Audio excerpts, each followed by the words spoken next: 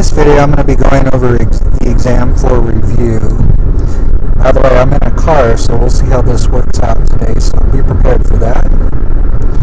Alright, on number 1 it says a graph represents a function if it passes the, and that would be vertical line test. Number 2, it says if f is a function such that f of negative 4 equals 7, name one point on the graph of f. Well, we know that negative 4 is an input value or an x value, and the output is 7, which would be considered a y value. So we could actually write this as a point, which is in the form x comma y. It would be negative 4 is 7. Again, here, negative 4 is the x value, 7 is the y value, or you could think of it as the input and the output. So these two statements essentially say the same thing. Number 3, it says for a function, the set of all inputs is called, that would be the domain, and the set of all outputs would be the range. Alright, on number 4, we need to determine which of these are functions.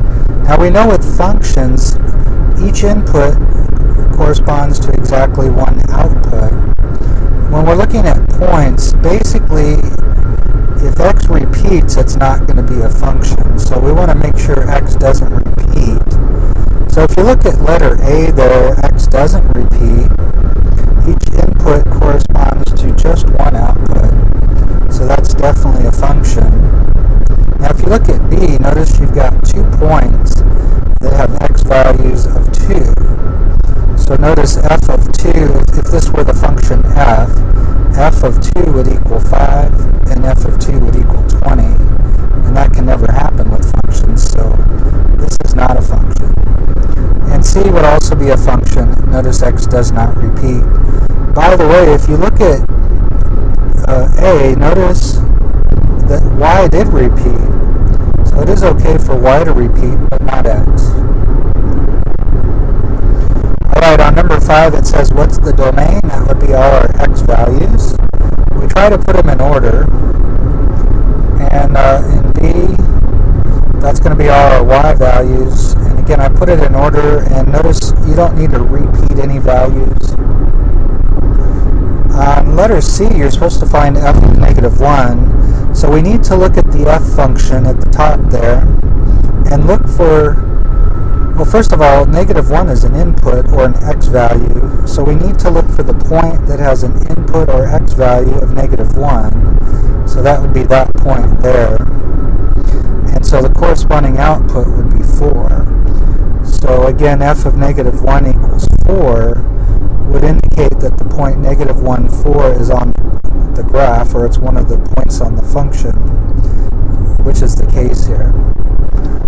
On 5D, notice we have an output of 2, and that's a y value. So we need to look for points that have outputs or y values of 2.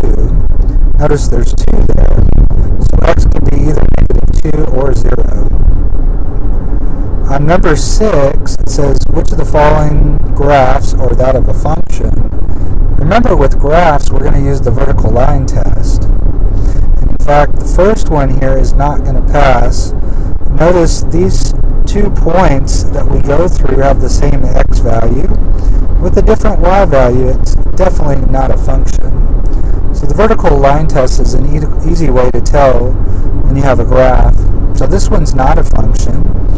Notice on B, no matter where I draw a vertical line, I can only go through one point. So this one is a function. Same thing is true on C.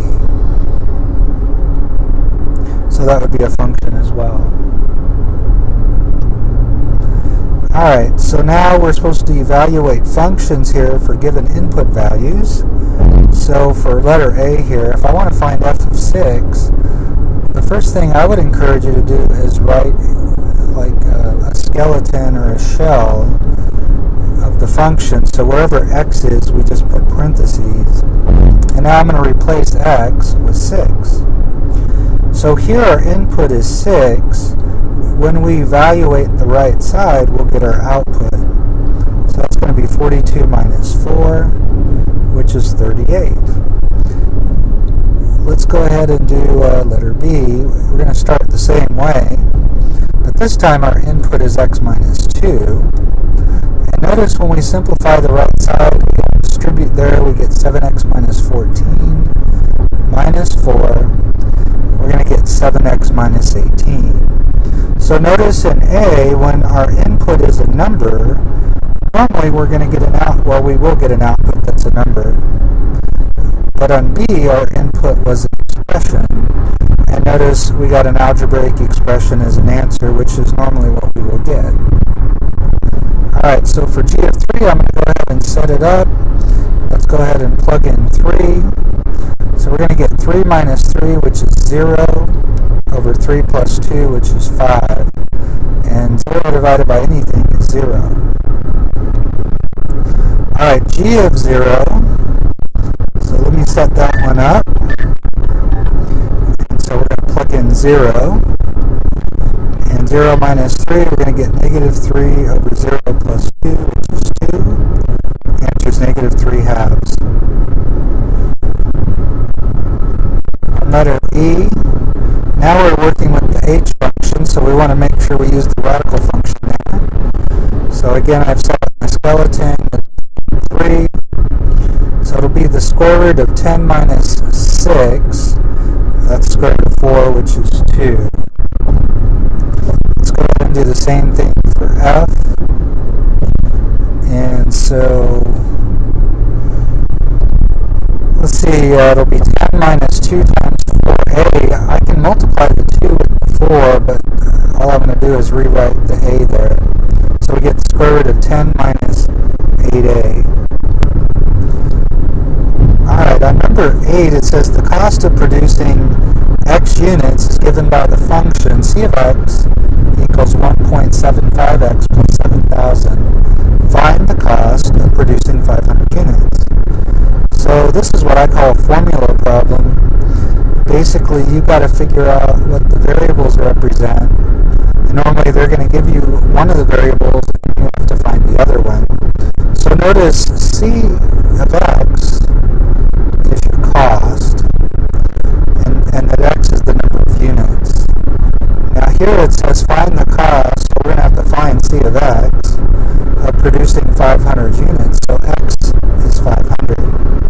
So we're really finding c of 500. So again, let me set up the shell.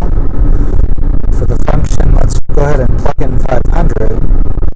And when you plug that into your calculator, you get 7,875. Alright, on number 9, now we're dealing with operations on functions. F plus g of x is a new function you get by adding f of x and g of x. That's what the definition of f plus g of x is. And so f of x is 2x squared minus 3x plus 1.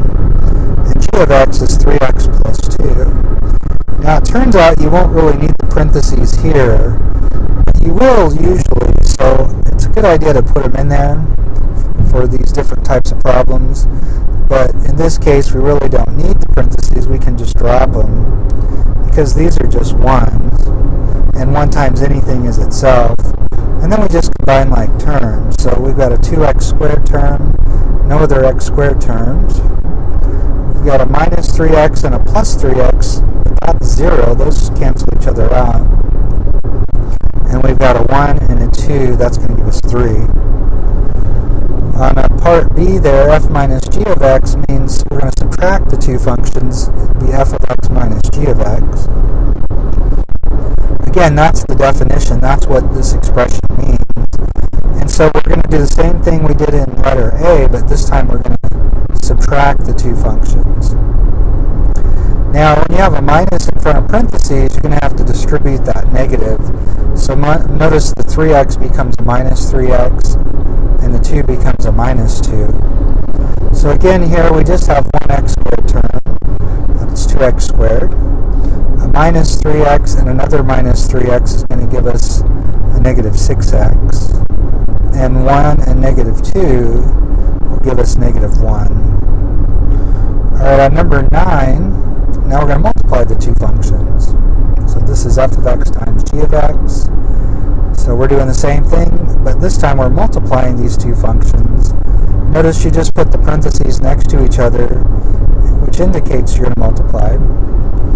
And normally we like to have the binomial first, so I'm going to switch the order. We know when we multiply we can always change the order. And so now I'm going to distribute the 3x times each of these three terms here. So we have 3x times 2x squared is going to give us 6x cubed. 3x times a minus 3x gives a negative 9x squared. And 3x times a plus 1 is going to give you 3x. And now we'll distribute the 2. So 2 times 2x squared is 4x squared. Now notice how I'm lining up my like terms. And 2 times a minus 3x is a minus 6x. And 2 times 1 is 2. So we'll combine everything together, and this is our final answer.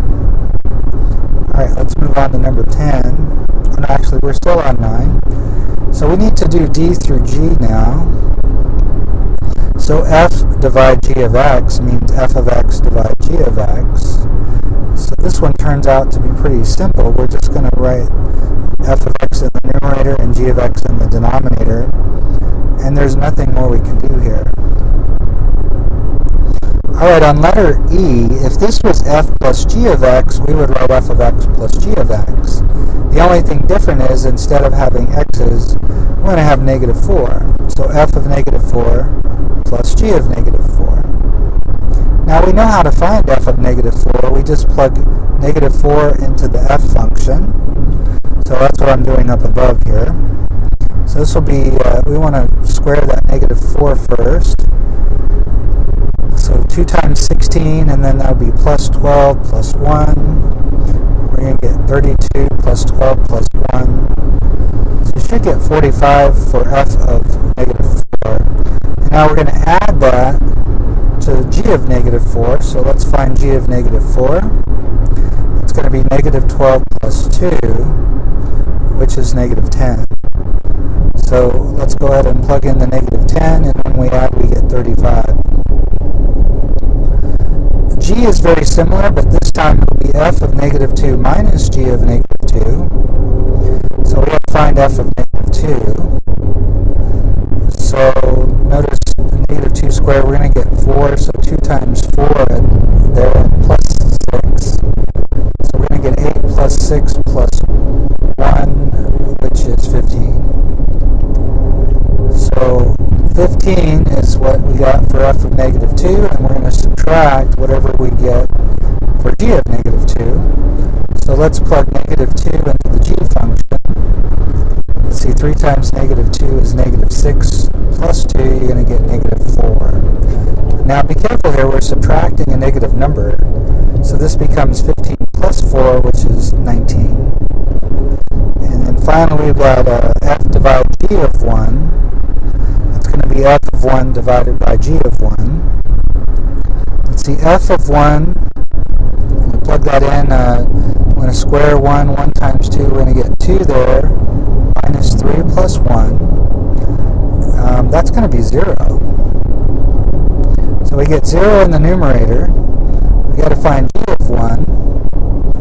So 3 plus 2, that's going to be 5. And so we're going to get 0. 0 divided by anything is 0. Alright, let's look at number 10. It says, which values of x would not be in the domain? Well, remember our denominator, well, first of all, this is what we call a rational function, where we have a fraction here. And we know that with fractions, we can't have 0 in the denominator. So think about what value would cause 0 to be in the denominator. Now you could actually set the denominator equal to 0, and when you do that you get 5. And you can see 5 minus 5, that would be 0, and would be undefined. So basically, with a rational function, we can plug in any x value except for a value that causes your denominator to be 0, because that would make you undefined. So it says which value of x would not be in the domain. In this problem, it's just going to be 5. So the domain is everything but 5. Those are all the values we can plug in as inputs into this function. So we would write that negative infinity to 5, union 5 to infinity. Now I'm going to give you a definition here that I gave you in class. The domain for these functions, when they're in equation form, includes all values of x for which the output is a real number. So I can plug in any value for x as long as I get a real number as an output. So if you look at letter A, for example, let's plug in some number, say 1. F of 1 would be negative 5 times 1 plus 1. Negative 5 plus 1, you're going to get negative 4. So notice, no matter what I plug in, I'm going to multiply by negative 5, and then I'm going to add 1. There's not going to be any problems with any number that you plug in. You can multiply any number by negative 5 and add 1. So the domain for this function, which by the way is a linear function, if we graph this we'd get a line, it's going to be all real numbers. So what we're saying here is we can plug in any x value. Our domain is all real numbers. Now in part B, we got another one of those rational functions. So we know our denominator can't be 0. So that means x can't be negative 2. Notice negative 2 plus 2 would be 0, would be undefined. Now you might be wondering, why aren't we saying that 3 is a restricted value? Well, if our numerator is 0, that's not a problem, because 0 divided by anything is 0. It's really just the denominator that we need to look at. So our domain includes every number except negative 2. So that would be negative infinity to 2, union 2 to infinity. Alright, I'm going to go ahead and stop. Actually, let's do a little bit more and then we'll stop the video, and I think I'll have to do a second part. Alright, so in these problems, we're solving what we call quadratic equations, and our approach is different than what we were doing when we were solving linear equations and using the CSI method. So I'm going to go ahead and write the steps that we're going to use.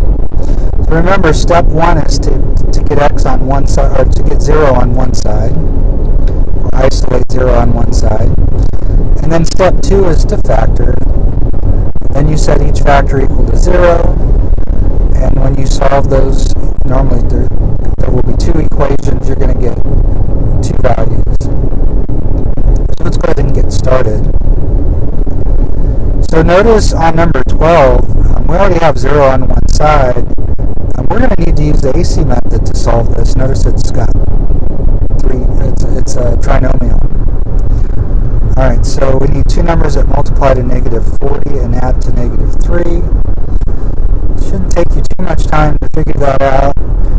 5 and 8 are the numbers that work, but we need to make the 8 negative.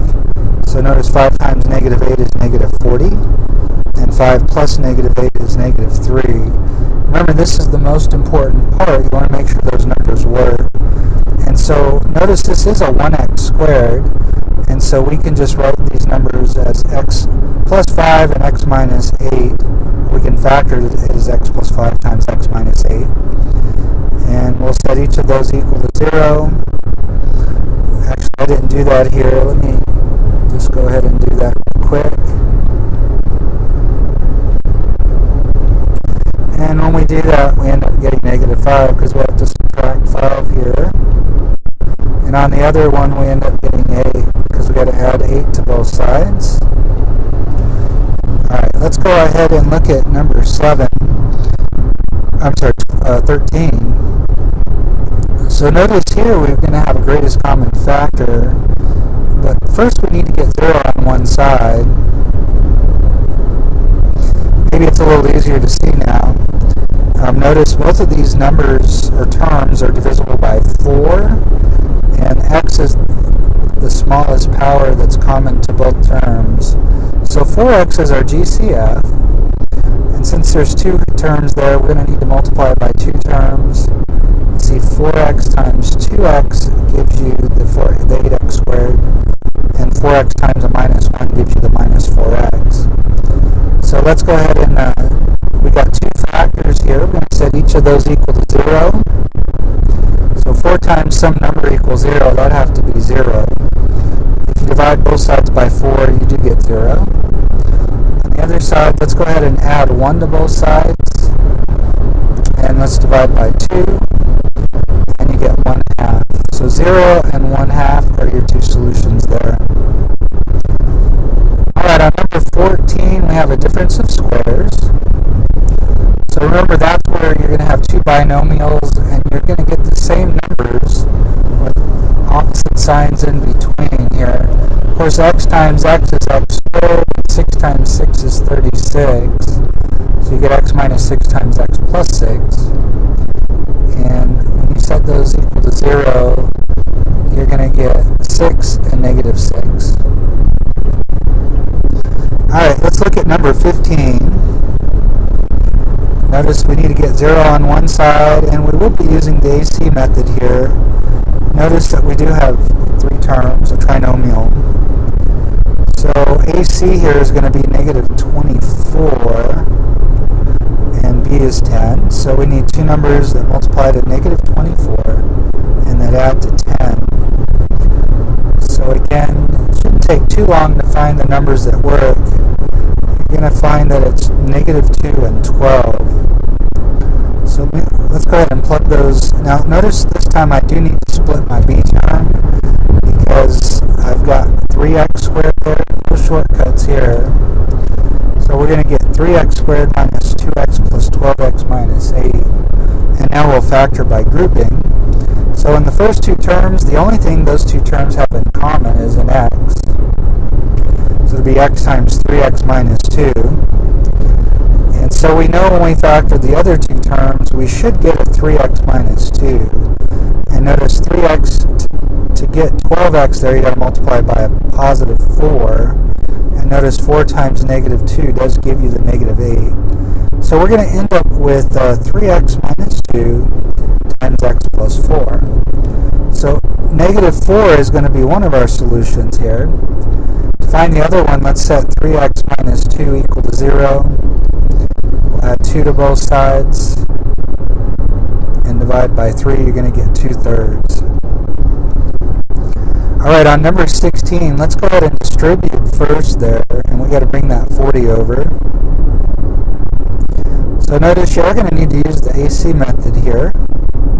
So we need two numbers that multiply to, and actually this is the same as what we did in number 12. You end up getting the same numbers. We're going to factor the same expression. So you do get negative 5 and 8 here. I'm going to go ahead and stop this video right here.